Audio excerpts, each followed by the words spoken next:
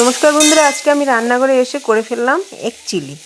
কারণ মাছ এসেছিলো বাজারে, বাড়িতে মাছ নিয়ে আসছে, কিন্তু মাছটা আমার মনের মতো হয়নি বলে আমি আজকে মাছ রাখিনি। ঘরে ডিম ছিল, সেই ডিমটাই করে ফেললাম পেঁয়াজ, টমেটো, কাঁচা লঙ্কা দিয়ে। দেখতে পাচ্ছেন তেলের মধ্যে টমেটো, পেঁয়াজ, কাঁচা লঙ্কা, আদা দিয়ে একটু রসুন দিয়ে কষিয়ে তার মধ্যে ডিমগুলো দিয়ে দিলাম।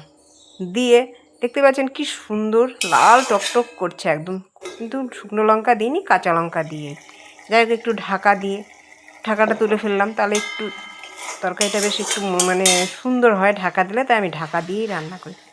বন্ধুরা, আমার ভিডিও যদি ভালো লেগে থাকে তাহলে একটু কমেন্ট করবেন আর আমার প্রোফাইলটা সাবস্ক্রাইব করে দেবেন। দেখুন হয়ে গেছে ডিমটা, তার মধ্যে দিয়ে দিলাম একটু সানরাইজের শাহি গরম মশলা। দেখেছেন, মানে দেখলেই মনে হবে যেন আমি মানে স্বাদ যেমনই হোক, দেখলেই মনে হবে যেন একটু টেস্ট করে দেখি। দেখুন কি সুন্দর হয়েছে, একদম লাল টকটকে, কিন্তু কাঁচা লঙ্কা টমেটো আর কিছুই না, আমি গুঁড়ো লঙ্কা দিই না, শুধু কাঁচা লঙ্কা দিয়ে করেছি, কিন্তু রঙটা এত সুন্দর হয়েছে, মানে স্বাদ যেমনই হোক মনে হবে যেন একটু চেখে দেখি। দেখুন কি সুন্দর হয়ে গেছে। বন্ধুরা, আমার ভিডিওটি ভালো লাগলে একটু কমেন্ট করে জানাবেন, প্লিজ প্লিজ বন্ধুরা, পাশে থাকবেন।